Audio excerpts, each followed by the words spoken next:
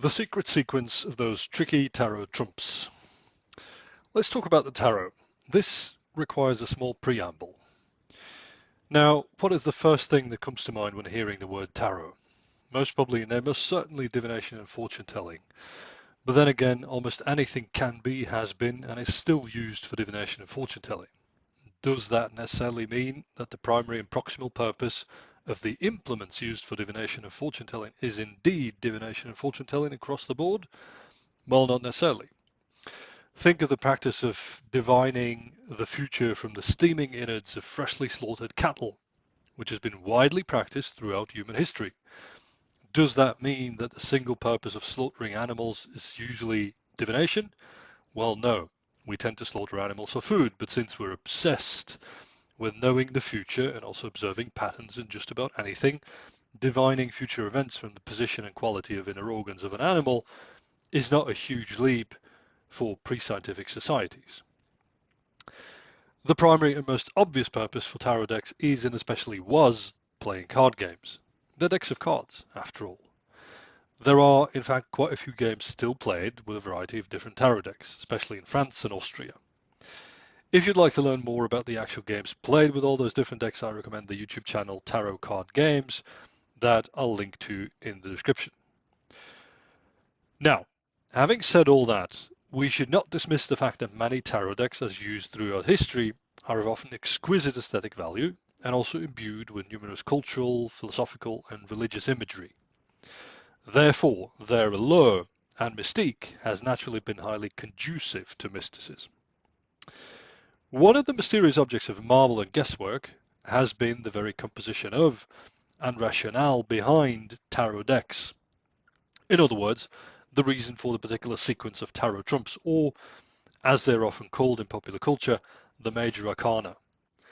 Interestingly enough, contemplating its composition is vastly overshadowed by content on using the deck for practical fortune telling in literature and on the internet. Another astonishingly little known fact is the existence of many different traditional tarot decks featuring a sequence of trumps strikingly different to the most well-known one.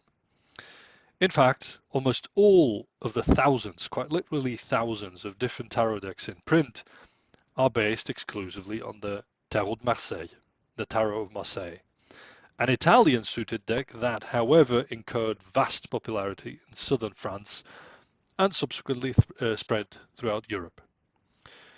This was the deck 18th, 19th and 20th century occultists based their theories on, exclusively.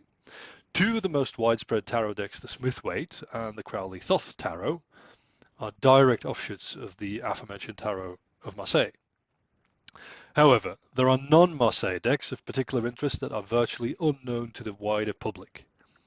For the intents and purposes of the major part of this video, I'll also stick to the Tarot of Marseille because it is still a conspicuous tarot deck displaying typical properties of many other tarot decks, albeit not representative of all traditional tarot decks, as I hinted at earlier on. But let's briefly glimpse at a few other tarot decks where the trumps are ordered remarkably differently.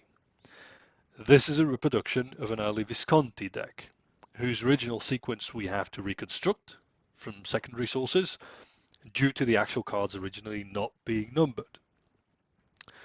Then we have the Tarocco Bolognese from the North Italian city of Bologna, still used for playing card games, albeit decreasing in popularity.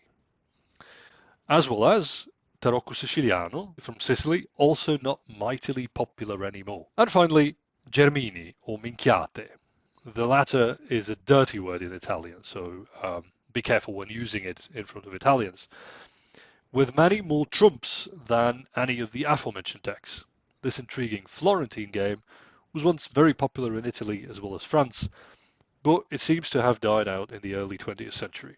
However, a few individuals are trying to revive it as we speak. Now, most strikingly, tarot decks are usually comprised of 78 cards. Those would be the 4 suits, swords, batons, cups, and coins, each comprised of 10 pip cards, as well as 4 court cards, i.e. 14 times 4, and that equals 56 suit cards. as well as 1 fool and 21 trump cards.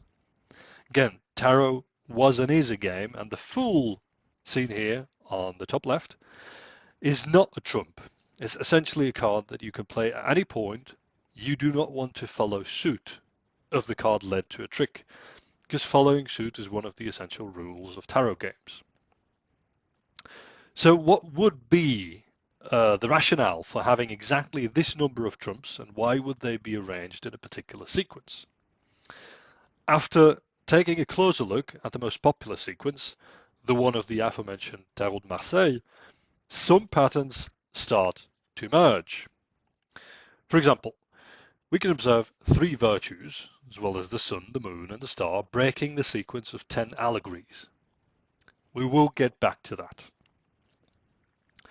One of the most pervasive and persistent hypotheses in 19th century occultist circles, especially 19th century, but also before that and briefly after that, was the sticky idea that the 21 tarot trumps plus the special card of the full 22 additional cards in total must be directly related to and equated with the 22 letters of the Hebrew alphabet.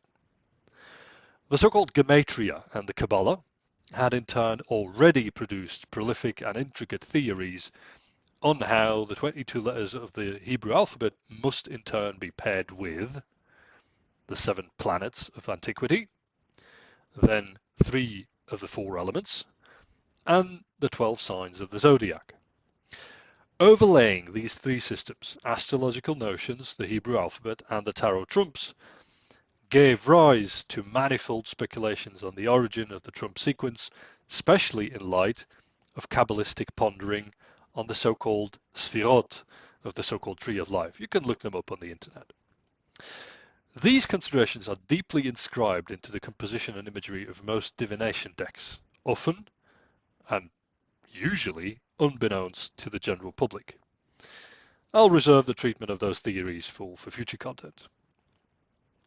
Suffice to say that the occultists also reassigned and even reordered some of the cards to keep with a series of analogies between the 22 special tarot cards, the 22 Hebrew letters, and their Kabbalistic assignments.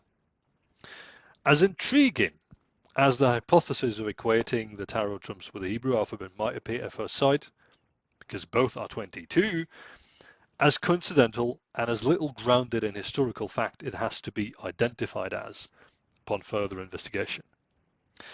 Judaism is expressly adversarial to all things cards and gambling. In fact, cards are usually viewed as implements exclusively meant for gambling. The latter is of course not true, but nonetheless a conclusion numerous normative religious systems have drawn over time.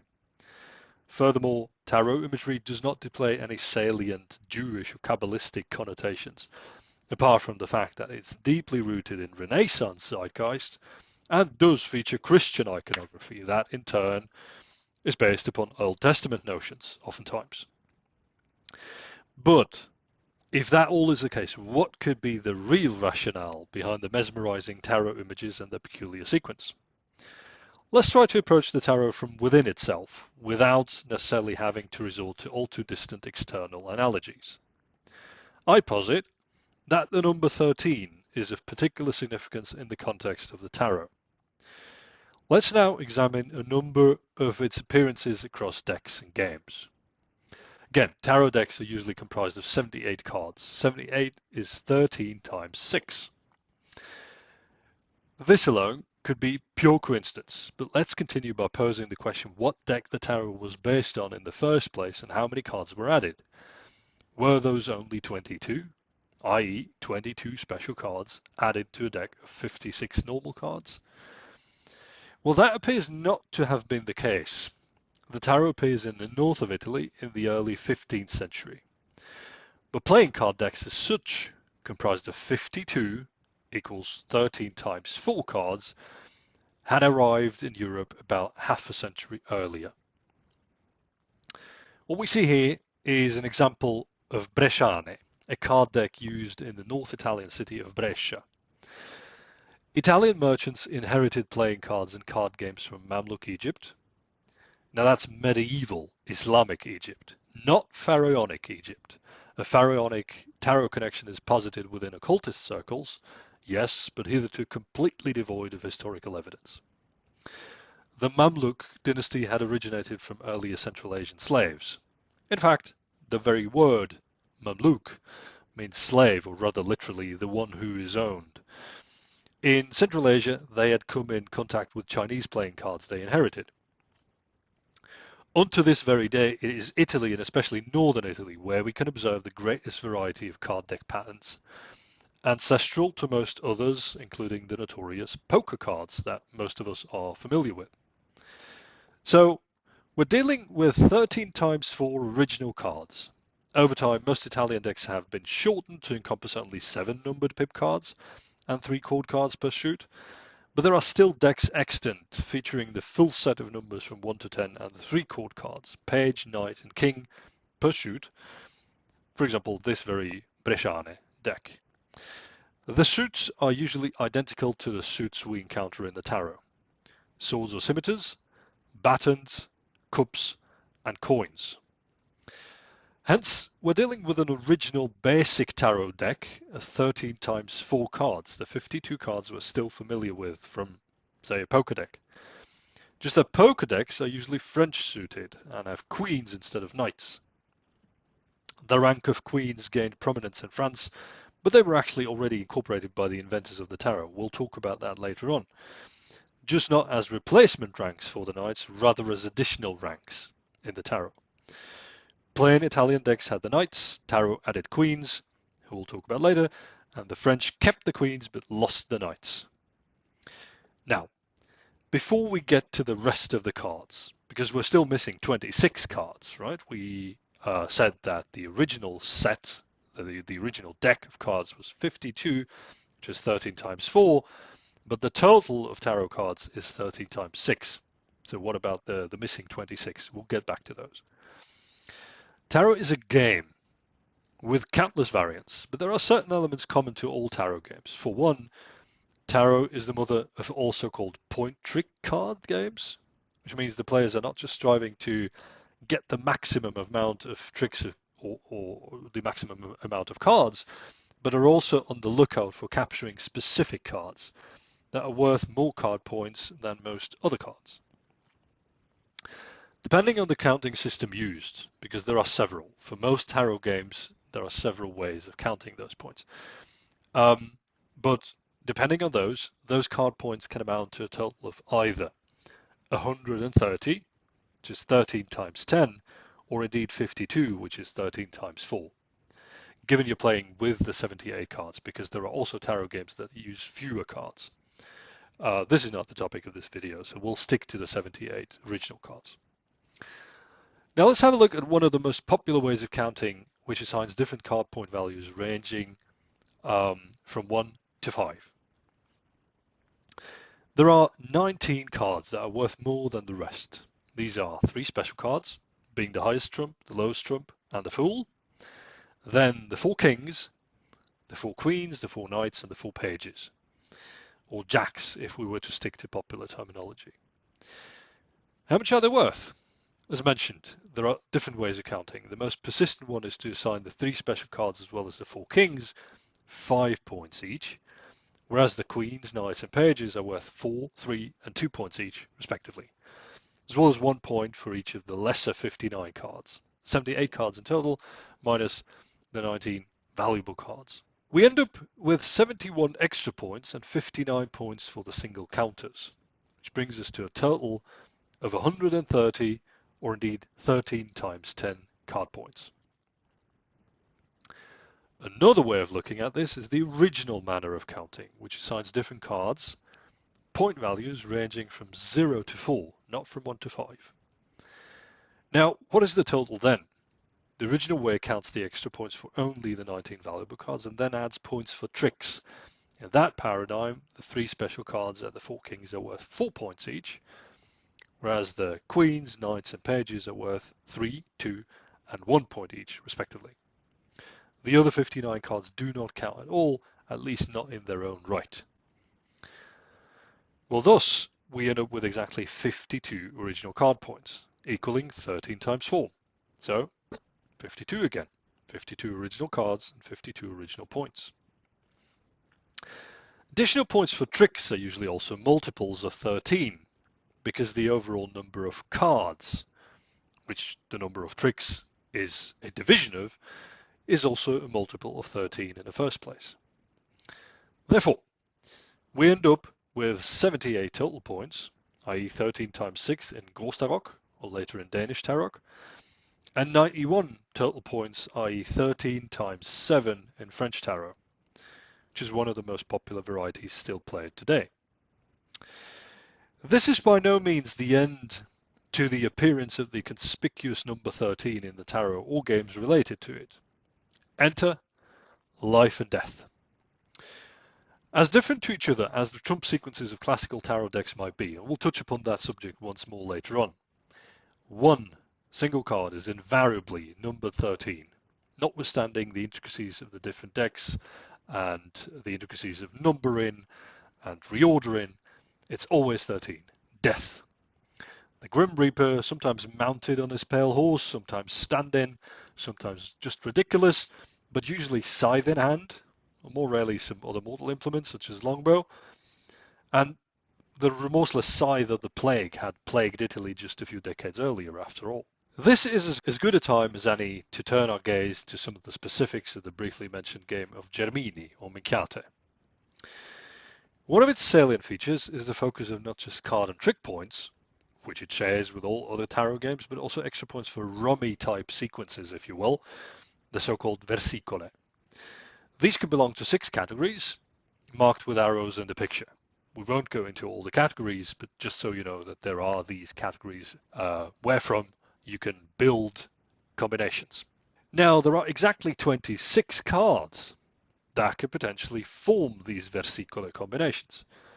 And 26 is, of course, again 13 times 2. Another nice parallel to other tarot games is that these 26 are comprised of 4 kings, 1 fool, and 21 trumps. 21 of 40 trumps, whereas other tarot games usually have 21 trumps total. Death, our old friend, the Grim Reaper, number 13, assumes a special position in the versicole combination grid. But so do the 13 top cards, the top 13 cards, i.e. the trumps numbered 28 through 40, of which the 13th highest card from the top, 28, can combine with death, the 13. In a sense, this is a combination of plus 13, which is 13 itself, and minus 13, which is 28.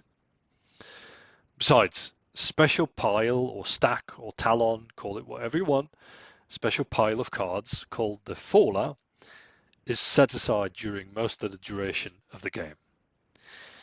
We don't have to get into all the rules, but we can and must duly notice the constant reappearance of the number 13. Now, let's get back to the 78 cards of the tarot.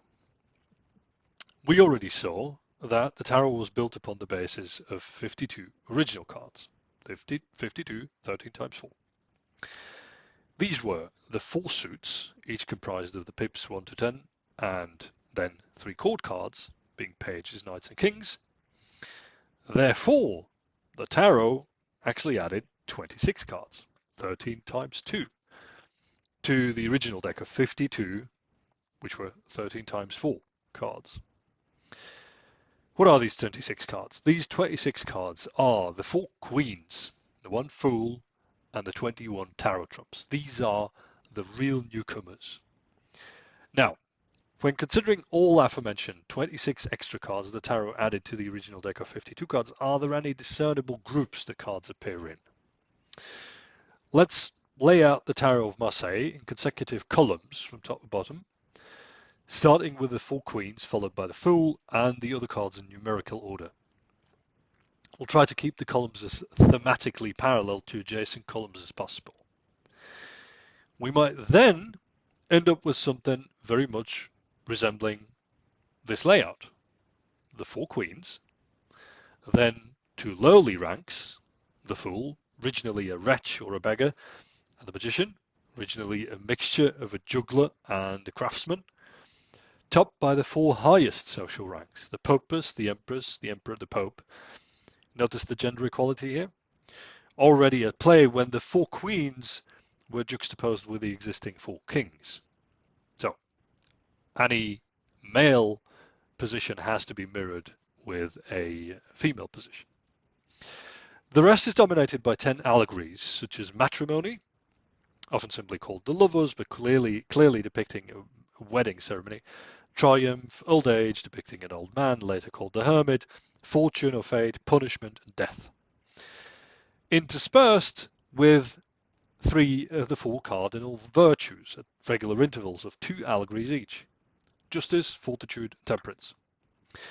Notice the conspicuous absence of prudence, the 4th cardinal virtue, throughout most tarot decks. This may be due to the literal absence of prudence when engaging in trifling pastimes such as card play.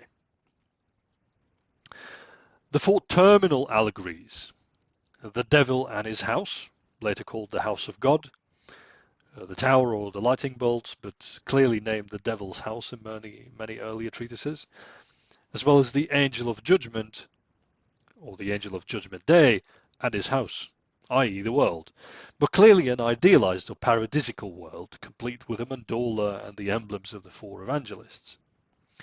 Now these 4 are separated into 2 pairs by the 3 celestial luminaries, the star, the moon, and the sun, literally residing between this world of the devil and the quote-unquote transcendental world of the hereafter.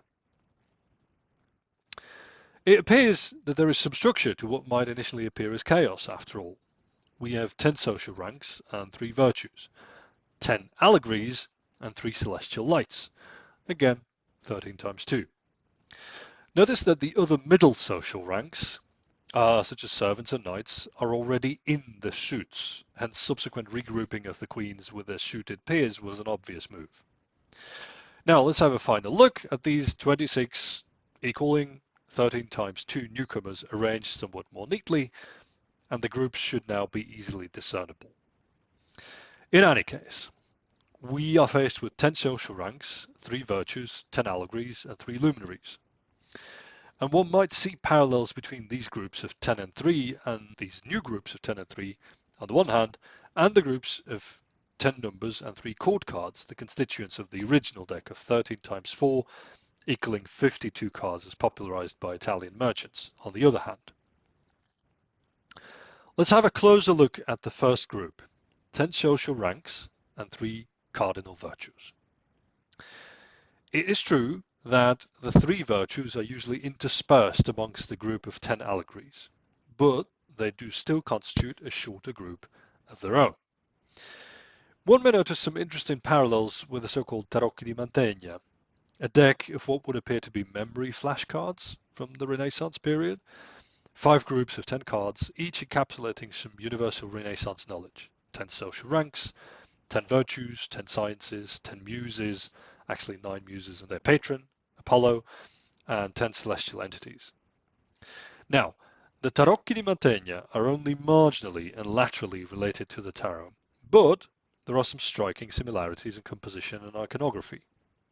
Moreover, both are veritable children of the Renaissance, in any case, referring to basically the same body of knowledge. Notice here, for example, the fool's pictorial proximity to the wretch, the beggar in Mantegna. Both lean on or carry a stick, seemingly their only possession. Both are bitten by dogs, both are clothed in rags. If at all, both clearly stand outside the established social order. In Sicily, the 2 are split into 2 distinct entities, the miseria being a separate card, the lowest of the low trumps. The magician then, a stage magician, a juggler, not really the occult magician that some picture when talking about magicians in the context of tarot, he is tinkering with tools on a table in the Tarot of Marseille. It is hard not to see a parallel with a Mantegna artisan tools strewn across his working table. On the other hand, we encounter the highest echelons of society represented by the Emperor and the Pope, well, the CEOs and VPs of the days of yore, if you will. Tarot packs usually retain them and even add a component of tongue-in-cheekness as well as gender equality, as we already remarked. Which brings us to the middle ranks, ranging between the lowest and the highest in Mantegna, but already present in the suits of the tarot, as well as quote-unquote ordinary playing cards. Notice the conspicuous parallels in posture and attributes. There are also differences, of course. Decks of cards meant for play have a mounted knight, missing from Mantegna. And let's remember that the heyday of knights had already passed its zenith in the Renaissance. And in line with the aforementioned gender equality, queens are juxtaposed with kings, similar in pose and attributes, seated, serene, serious. Queens are the true newcomers, very typical of the tarot as well as later French decks. 3 of the cardinal virtues we encounter in Mantegna are present across all tarot decks. Notice again, they're usually missing prudence. The other 10 and 3, 10 plus 3, are quite interesting. 10 general allegories, as well as 3 highly generalized celestial bodies, the luminaries. The allegories are usually matrimony and triumph, fate and time, punishment and death, followed by the realms of the devil as well as the angel of judgment day. Fittingly, the 3 celestial luminaries are positioned between the lower world of the devil, the master of this world, and the upper heavens, the yonder angelic world. Mantegna is more grounded in classical knowledge. We encounter the 7 planets of antiquity, as well as the prime mover and the spheres, and all these concepts. It seems as if the tarot basically represents a slightly vulgarized version of these cultural tropes. More simplified, more down-to-earth, more quotidian imagery, although still allegorical. The 10 sciences and the 10 muses are also missing from the tarot, as are the additional virtues, see above, and the majority of the 7 classical planets. But the allegories do still bear interesting similarities to Mantegna cards. It does not necessarily have to be concluded that it was precisely the so-called Mantegna deck that inspired the tarot packs. Rather, we're primarily dealing with cultural tropes shaping the makeup of these sets. So once more, general but noteworthy, life events on top, followed by the grander picture of the heavens and the earth on the bottom. Some of the tarot allegories appear to be modelled after, or at least similar to, some of the depictions of the gods ruling their respective planets, in Mantegna and elsewhere. I might explore these parallels in detail at a later point in time, but for now it shall suffice to merely have mentioned them rather in passing.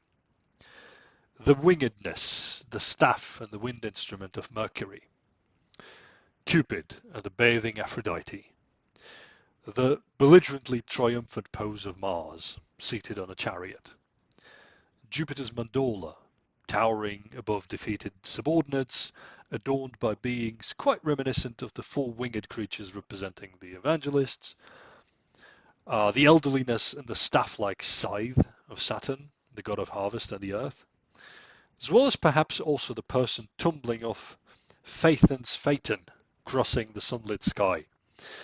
The predicaments of Phaethon, a figure out of Greek mythology, as well as probably Icarus, can easily conjure up images of punishment and the biblical story of the Tower of Babel, all of them implying the disastrous effects of human hubris. The uppermost Aristotelian spheres, if you will, literally transcendental, displayed on top, as well as the geniuses, displayed on bottom, can easily be construed as simply the sun, the moon, and the stars, keeping with the tarot's theme of presenting us with a more quotidian set of cultural entities, more suited for a more light-hearted game. It is time to have a final look at these exact 26 newcomer cards across the most representative examples of early tarot decks. Since, as mentioned earlier on, the Tarot de Marseille is relatively late. Despite its eventual popularity, by no means does its order of trumps represent the only possible or attested one.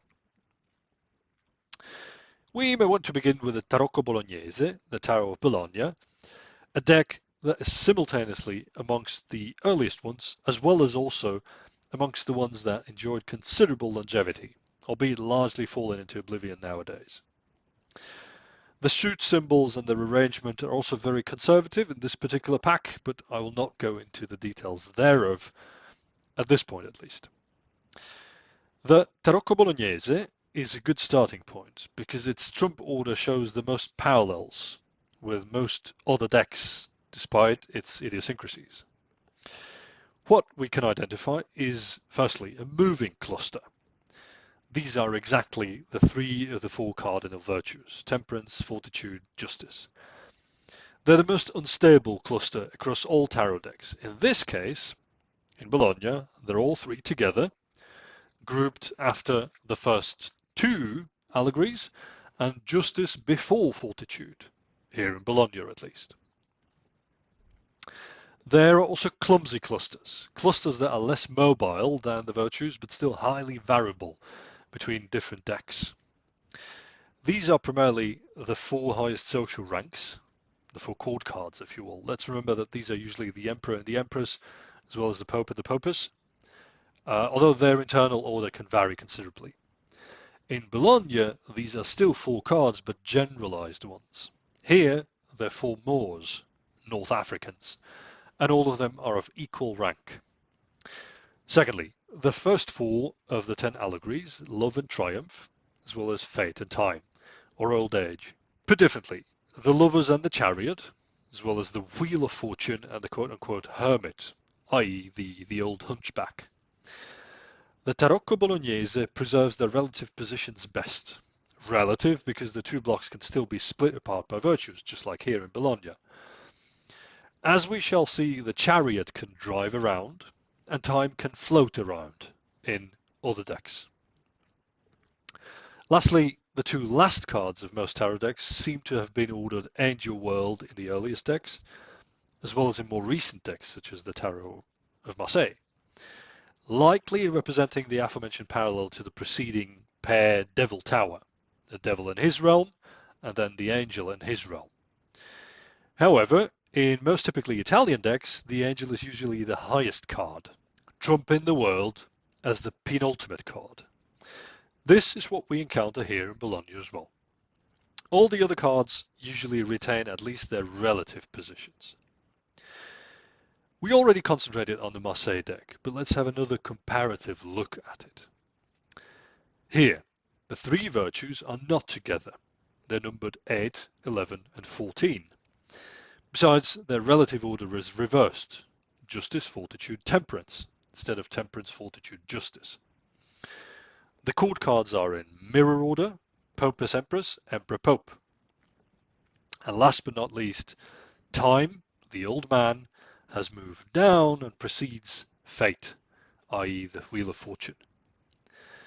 Sicily, then, seems to have enjoyed a period of prolonged popularity of tarot games. This is no longer the case. Sicilian tarot is barely alive, while it's luckily still being printed by Modiano, one of the two largest card printing companies in Italy. The Tarocco Siciliano represents a curious mix of highly conservative and highly innovative features. The three virtues directly follow the court cards, which is an interesting and maybe the most conservative feature. But there is a fourth virtue, not prudence, but constancy, interestingly enough, a card not found in any of the other decks. Constancy and the aforementioned miseria, the lowest and non-numbered trump, make up for the loss of two court cards. We only see the Empress and the Emperor here. Time is flowing in the opposite direction here. It has moved up and sits right in between punishment and death.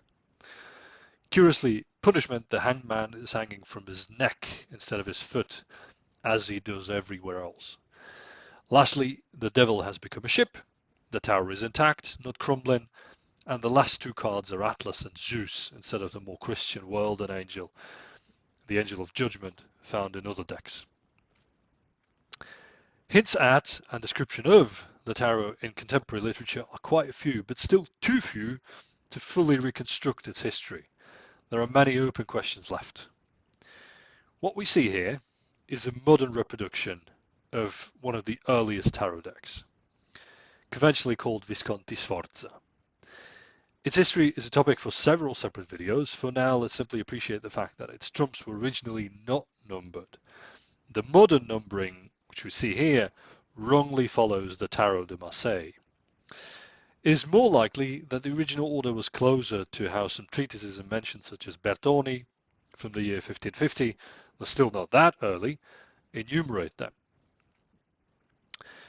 The Popus and the Pope are paired together and not mirrored, just like the Emperor and the Empress are paired together, although the order of both pairs can vary. The Chariot can drive down and precede the lovers, although both sequences are attested. And the three virtues are not together. Especially Justice seems to have assumed a spot right between the two last cards, Judgment Day and the World. Well, perennial justice will be served on Judgment Day, after all.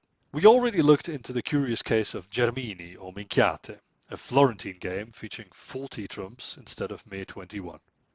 Remember, Minchiate is really a dirty word in Italian, so maybe Germini is the more apt way of naming it. It is, however, clearly based on the tarot. We do encounter our old acquaintances, the tarot trumps here as well, albeit in a somewhat different guise. I chose a deck of smaller cards. The extant original decks were larger and a tad more unwieldy. We're missing one court card. There are only three in Germini, often called the Grand Duke and then two emperors, or alternatively, an emperor and an empress. There is no actual Pope in Germini, but the lowest five trumps, including the juggler and the lovers, were called the Popes anyway. The three virtues directly follow the lovers, the first allegory. This is therefore one of the rare cases where not all allegories are paired up. The Chariot is driven up to assume a position between the Wheel of Fortune and Old Age. And finally, as in most Italian decks, the trumpets of the Angel of Judgment Day are the highest trump, beating the World. Since Germini has 40 trumps, 20 cards very specific to Germini were added to the 21 more or less original ones. Remember, missing one court card, so we get 20 plus 20. We see the three Christian virtues, hope, faith, and charity, but we also see the fourth cardinal virtue, prudence, protruding from in between the Christian virtues. These are then followed by the four elements, fire and water, as well as earth and air. What follows then are the 12 signs of the zodiac, but in a highly idiosyncratic order. 4 pairs are more or less also paired up in the skies, but 4 cards, Scorpio, Aries, Cancer, Leo, are not paired up with any of the natural pairs. However, one can discern certain parallels between the 4 elements, preceding the 4 triplets of the signs of the zodiac. 3 airy or dainty signs, Libra, Virgo, Scorpio. 3 earthly signs, Aries, Capricorn, and the hunter, Sagittarius. 3 watery signs, Cancer, Pisces, and the hunter, Aquarius. And lastly, 3 fiery or potent signs, Leo, Taurus, and the strongly bonded Gemini. By the way, eponymous of Germini, the game itself. The order of the zodiacal signs thus seems to mirror the order of the elements. The strange sequence is actually not that difficult to arrive at. When viewing the natural order of the zodiac, it's sufficient to move Aries and Cancer to their, let's say, topical neighbours, Capricorn and Pisces, that are already accompanied by their hunters, Sagittarius and Aquarius in the first place. The rest is merely a little bit of minor regrouping. Leo is already in the vicinity of Taurus and Gemini, only assumes a position before Taurus, then they're moved as a group to the end, etc. The full picture of Germini is then as follows. As with any of the screens, do feel free to pause and examine them in case you're interested in the details. It remains to remark that Germini is the only tarot-like deck where prudence is not missing, and where we indeed encounter all 7 virtues, the 4 cardinal ones and the 3 Christian ones. This is again a parallel to the aforementioned Tarocco di Mantegna, and again, not necessarily inspired by this exact deck, but simply rooted in the same culture. The 7 virtues were as widely known then as some of the tech giants or social media platforms might be today. By the way, the attribute of fortitude, as depicted on tarot cards, is either a lion, which she holds in check, or a column, which is either symbolic of her strength, or that she is strong enough to even break asunder. Mantegna fortitude has them both, the crumbling column and the lurking lion. By the way, I don't think I mentioned this earlier on, but it's not established beyond reasonable doubt that the Tarocchi di Mantegna had actually been created by Mantegna himself, the great Italian painter. In fact, it's now believed that Mantegna was likely not their creator. Be it as it may, let's have a last look at life and death again. We already noticed that throughout all the different series of trumps, however different they may be, death is invariably numbered 13.